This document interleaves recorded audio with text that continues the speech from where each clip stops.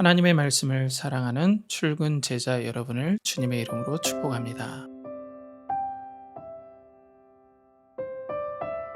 출근 제자 여러분, 오늘도 주 안에서 너무 수고 많으셨습니다. 제자에게 부어주시는 특별한 은혜가 부어지기를 축복합니다.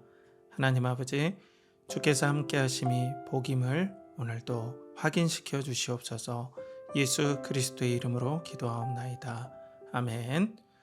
오늘 본문은 마가복음 3장 13절에서 19절까지 말씀입니다. 이 중 14절에서 15절까지를 읽겠습니다. 이에 12를 세우셨으니 이는 자기와 함께 있게 하시고 또 보내사 전도도 하며 귀신을 내쫓는 아멘 하심이러라. 오늘 본문은 마가복음에서 중요한 내용 중 하나입니다. 12 제자를 부르시는 말씀입니다. 이것은 그리스도의 영적인 큰 그림이었습니다.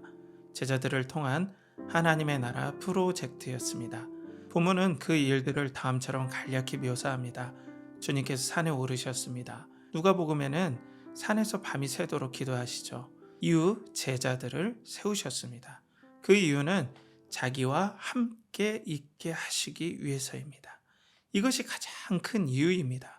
성경에서 순서는 눈여겨봐야 합니다. 뒤에 나오는 제자들의 나열 순서를 봐도 알 수 있습니다. 중요한 순서대로 나오죠.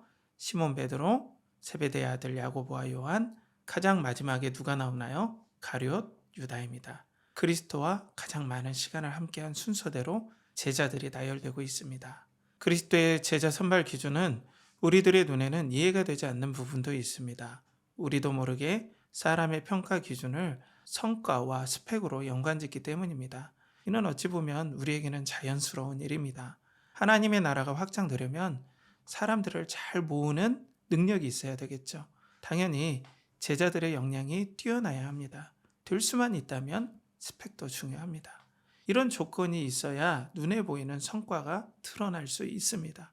거꾸로 그리스도는 성과 측정이 모호한 기준을 최우선으로 두셨습니다. 자기와 함께하는 일입니다. 그리스도는 공생애가 3년 정도이심을 아셨을 것입니다. 이 기간 동안 주님은 온 세상에 복음을 전할 기반을 다져야 하셨습니다. 빨리 이스라엘 모든 지역에 거점을 마련해야 하셨죠. 유연을 확대해야 합니다. 이때 스피드가 생명입니다. 이런 전략적 상식을 우리 그리스도는 파괴합니다. 물론 주님께서 하시는 일과 기존의 세상에 돌아가는 일과 분명 비교하기가 어려운 부분도 있습니다. 그런데 왜 그리스도는 자신과 함께함을 제자 선발의 가장 큰 목적으로 두셨을까요? 먼저 하나님 나라의 핵심 중의 핵심은 그리스도 자체이심을 잊지 말아야 합니다. 전도와 축기 사역의 본질은 하나님 나라의 시작에 있습니다. 그리스도가 왕이 되어 다스리는 나라가 시작되었음을 알리는 일입니다. 그리스도가 없이는 이적도 전도도 아무것도 아닙니다. 제자들도 그리스도께서 하나님이시고 메시아이심에 대한 내적 확신이 있어야 합니다. 자기도 확신이 없는데 어떻게 목숨을 걸고 복음을 전파할 수 있겠습니까? 당연히 그리스도께서 과연 하나님의 나라의 왕임을 경험하고 확신해야 하지요. 이런 흐름 안에서 그리스도께서는 제자들과 3년 동안 동거동락을 하셨습니다. 그들에게 하나님의 나라의 복음을 가르치셨습니다.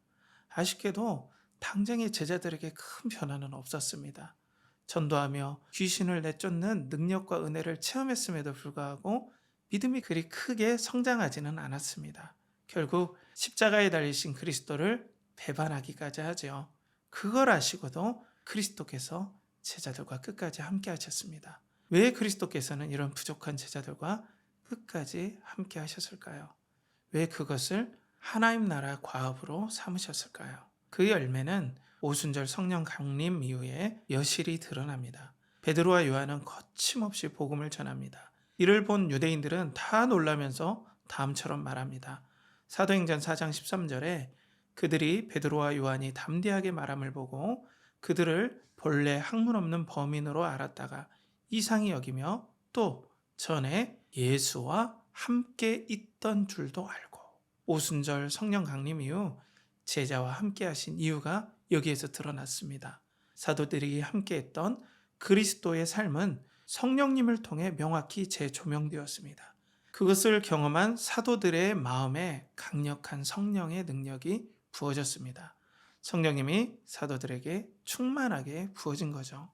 이로 말미암아 요즘 말로 그들은 작은 그리스도가 되었습니다. 이제 사도들은 그리스도처럼 능력 있게 사역하였습니다.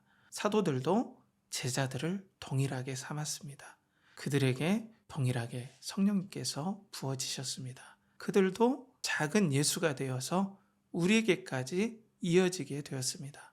사랑하는 출근 제자 여러분, 우리는 사도들의 부르심과 순서가 좀 다르죠.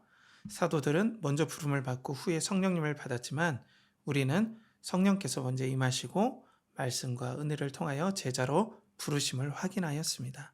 이제 우리에게는 그리스도와 함께하는 일이 남았습니다. 이것이 우리의 삶의 가장 큰 우선순위가 되어야 합니다.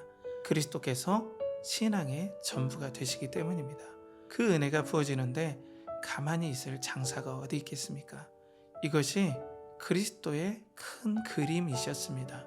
바쁜 일터의 삶에도 우리는 그리스도와 함께하는 일이 최우선이 되어야 합니다. 이렇게 소원하는 자를 주님께서 찾고 계십니다. 제자들을 세우실 때 그들에게서 나올 여러분들을 동시에 부르셨습니다. 우리를 통해 하나님의 나라는 확장됩니다. 이것이 그리스도의 큰 비전입니다. 이제 우리는 부단히 그리스도와 함께 해야 합니다. 무릎을 꿇고 성령님을 부어주시도록 이 시간 간구해 보십시오. 성령께서 그리스도의 마음과 성품을 꼭 부어주실 것입니다. 이 세상에 없는 사랑을 꼭 맛보게 해 주십니다. 이 땅에 없는 평안함을 경험하게 해 주십니다. 이를 경험할 때 그리스도를 전하고 싶은 강한 소원함이 생기게 됩니다.